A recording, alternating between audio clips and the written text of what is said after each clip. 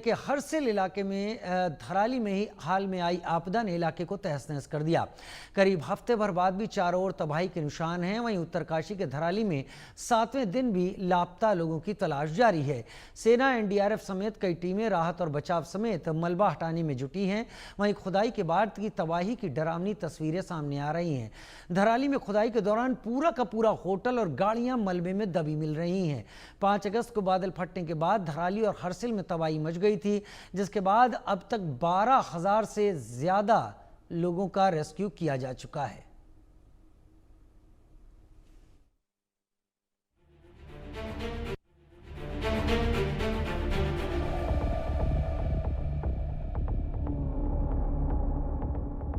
धराली आपदा में जिंदगी की तलाश जारी है। आपदा को एक हफ्ता हो गया। जिंदा बचे लोगों और शवों की तलाश के लिए सेना ने 2 ग्राउंड पेनिट्रेटिंग रडार लगा रखे हैं, जबकि नेशनल जियोफिजिकल रिसर्च इंस्टीट्यूट ने 5 अतिरिक्त जीपीआर तैनात किए हैं। सेना के चीता हेलीकॉप्टर ने लीडार सर्वे पूरा कर प्रभावित इलाके को हाई डिटेल में स्कैन किया। साथ ही 10 स्निफर डॉग्स को भी जमीन पर सर्च के लिए लगाया गया है। हर्षिल में ब्रिज को फिर से तैयार किया जा चुका है ताकि मशीनरी और राहत सामग्री का मूवमेंट आसान हो सके। इस ऑपरेशन में 1000 से ज्यादा बचावकर्मी तैनात हैं। अभी 1200 से ज्यादा लोगों को गंगोत्री धाम से रेस्क्यू कर उत्तरकाशी और देहरादून पहुंचा दिया गया है। इसमें धराली, हर्षिल, गंगोत्री के स्थानीय लोगों के अलावा दूसरे राज्यों के तीर्थयात्री भी शामिल हैं। वहीं अब उत्तराखंड सरकार ने लापता लोगों की लिस्ट जारी कर दी है। उत्तराखंड धराली आपदा में बचाव और तलाशी अभियान के बारे में गढ़पाल आयुक्त विजय शंकर पांडे ने बताया कि फिलहाल पर्यटकों और फंसे लोगों का रेस्क्यू ऑपरेशन पूरा हो गया है। हर्षिल और धराली में बिजली और मोबाइल नेटवर्क बहाल कर दिया गया है। वैली ब्रिज को बहाल कर दिया गया है। विदित है कि धराली में जनपद उत्तरकाशी का एक दूरस्थ गांव है। वहां पर 5 तारीख को एक आपदा आई थी और उसके उपरांत नेक्स्ट डे मॉर्निंग में ही माननीय मुख्यमंत्री जी सबसे पहले वहां गांव में पहुंचे थे और उन्होंने वहां के हालात का जायजा लेने के बाद बड़ी संख्या में राहत सामग्री, प्रशासनिक machinery, SDRF, NDRF, army, police के जवान, प्रशासन के अधिकारी, सभी का बड़ा तेजी से मोबिलाइजेशन हुआ। विनय शंकर पांडे ने बताया कि जिला अधिकारी पूरे हालात पर नजर रखे हैं। वहीं आपदा पीड़ितों को 5 लाख रुपए की सहायता राशि बांटनी भी शुरू कर दी गई है। आज की तारीख में जो स्टेटस है, मैं थोड़ा आपको अवगत कराना चाहता हूँ कि 4 दिनों के चले रेस्क्यू ऑपरेशन में लगभग 1278 लोगों को हमने वहाँ से सुरक्षित निकाल लिया। अब वहाँ से जो लोग भी फंसे हुए थे, चाहे वो बाहरी प्रदेश के लोग हों या जो लोग वहाँ से आना चाहते थे स्थानीय लोग, उनका सभी का रेस्क्यू किया जा चुका है। दूसरा, वहाँ की जो विद्युत आपूर्ति व्यवस्था थी वो बहाल कर दी गई है। हमारे मोबाइल नेटवर्क जो बुरी तरह से प्रभावित थे, उन सबको रिस्टोर कर दिया गया है। उधर मुख्यमंत्री पुष्कर सिंह धामी लगातार धराली आपदा को लेकर अपडेट ले रहे हैं। संबंधित विभागों के सचिवों को धराली में हुए नुकसान के आकलन की 7 दिन की टाइमलाइन में तैयार करने के निर्देश दिए हैं। अभी तक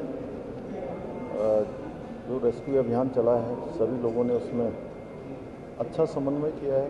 कोशिश की है हर एक व्यक्ति को बाहर निकाला जाए, हर एक जो संभव सहायता है वो करी जाए। उसके तहत लगभग अभी तक 1200 से अधिक लोगों को हेली सेवा के माध्यम से रेस्क्यू किया गया और अभी भी हेली सेवा हमारी चल रही है। स्थानीय लोगों को भी निकाला गया, जो गंगोत्री धाम, हर्षिल, अन्य स्थानों पर आए हुए तीर्थयात्री थे, श्रद्धालु थे, उन सभी को निकाला गया है। बिजली वहाँ पर रिस्टोर हो गई है। आप सबको पता है कि पूरी बिजली की लाइनें पूरी तरह से क्षतिग्रस्त हो गई थी, बिजली की लाइनें चल गई हैं। टेलीफोन सुविधा वहां पर सुचारू हो गई है। सीएम धामी ने बताया कि धराली हर्षिल आपदाग्रस्त क्षेत्र में हर्षिल तक सड़क मार्ग को युद्ध स्तर पर ठीक करने के निर्देश दिए गए हैं। लीमची गाड़ ब्रिज चालू होते ही हर्षिल तक की रोड कनेक्टिविटी 2 दिन के भीतर शुरू कर दी जाएगी। हमने सभी अधिकारियों को कहा है कि भवनों के नुकसान के लिए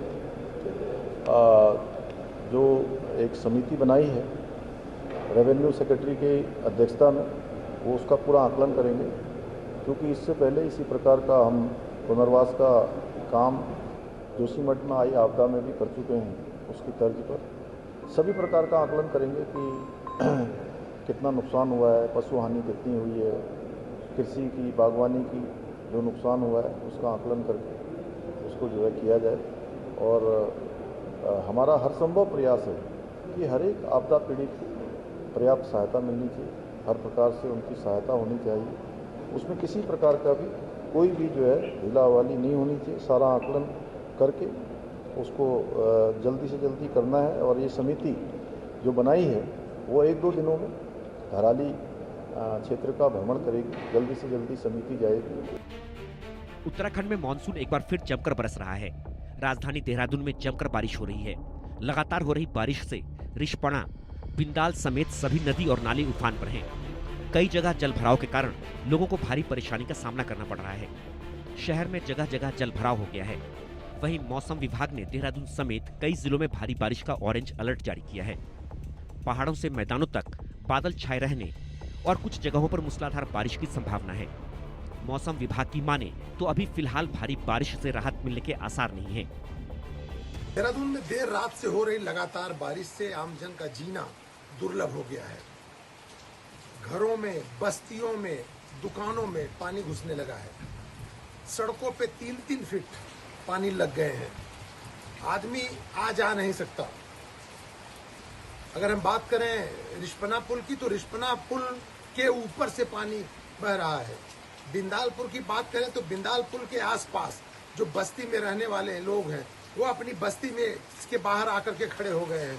और जिस तरह से रिस्पना पुल में पानी, पुल के ऊपर रिस्पना नदी बह रही है, उस तरह से लगातार प्रशासन भी सजग हो गया है। प्रशासन लगातार चेता रहा है। लगातार जो बस्ती है, बस्ती में अनाउंसमेंट किया जा रहा है कि आप अपने घरों में सजग रहें, सावधान रहें। वहीं मौसम विभाग की चेतावनी के मुताबिक उत्तराखंड के कई जिलों में भारी बारिश देखने को मिल रही है। अल्मोड़ा में मूसलाधार बारिश के चलते अल्मोड़ा हल्द्वानी नेशनल हाईवे क्वारबा के पास मलबा गिरने से बंद हो गया है। वहीं लोगों की सेफ्टी के मद्देनजर प्रशासन ने हाईवे पर वाहनों की आवाजाही रोक दी है। मौसम विभाग की चेतावनी को लेकर उधम सिंह नगर में भी जिला प्रशासन अलर्ट मोड पर है। आपात स्थिति से निपटने के लिए प्रशासन ने पुख्ता इंतजाम किए हैं। सड़क मार्गों पर ट्रांसपोर्ट बाधित न हो, इसके लिए जेसीबी मशीन अलर्ट मोड पर रखी गई है। लेबड़ा कोसी नदी के बढ़ते जलस्तर को लेकर खासतौर पर नजर रखी जा रही है।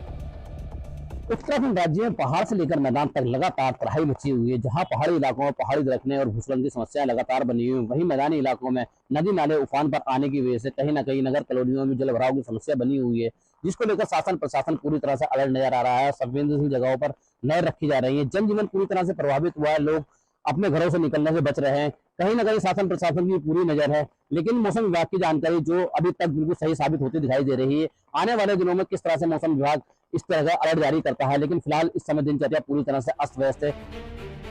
नैनीताल में एक हफ्ते से हो रही मूसलाधार बारिश ने लोगों की मुसीबतें बढ़ा दी हैं। बारिश के चलते ज्यादातर नाले बंद हो जाने से बारिश का सारा पानी सड़कों पर बह रहा है, जिससे राहगीरों को परेशानी हो रही है। भीषण बारिश से जहां लोगों के घरों में पानी घुस गया, तो होटल, गेस्ट हाउस सब खाली पड़े हुए हैं। ऐसा ही कुछ हाल लक्सर में भी देखने को मिला है, जहां लगातार हो रही बारिश की वजह से आम जनजीवन अस्त व्यस्त है, तो बाढ़ के डर से किसानों के माथे पर भी चिंता की लकीरें नजर आ रही हैं। पहाड़ों की रानी मसूरी इन दिनों लगातार हो रही मूसलाधार बारिश की चपेट में है। प्रकृति का रौद्र रूप स्थानीय लोगों के लिए मुसीबत बन गया है। मसूरी में लगातार हो रही तेज बारिश के चलते लंढौर बाजार में एक बड़ा हादसा होते होते टल गया, जहां पुलिस चौकी पर एक विशालकाय पेड़ अचानक गिर गया। इस घटना में चौकी के पास खड़ी एक कार पेड़ की चपेट में आकर क्षतिग्रस्त हो गई। वहीं गनीमत रही कि कार में मौजूद एक कांस्टेबल के परिवार को कुछ नहीं हुआ। ऋषिकेश में भारी बारिश की वजह से हरिद्वार रोड पर कई जगह सड़क धंस गई और सड़क पर बड़े बड़े गड्ढे हो गए। ऋषिकेश में बीते कई दिनों से लगातार बारिश हो रही है। बारिश से शहर की सड़कों को भारी नुकसान भी पहुंचा है।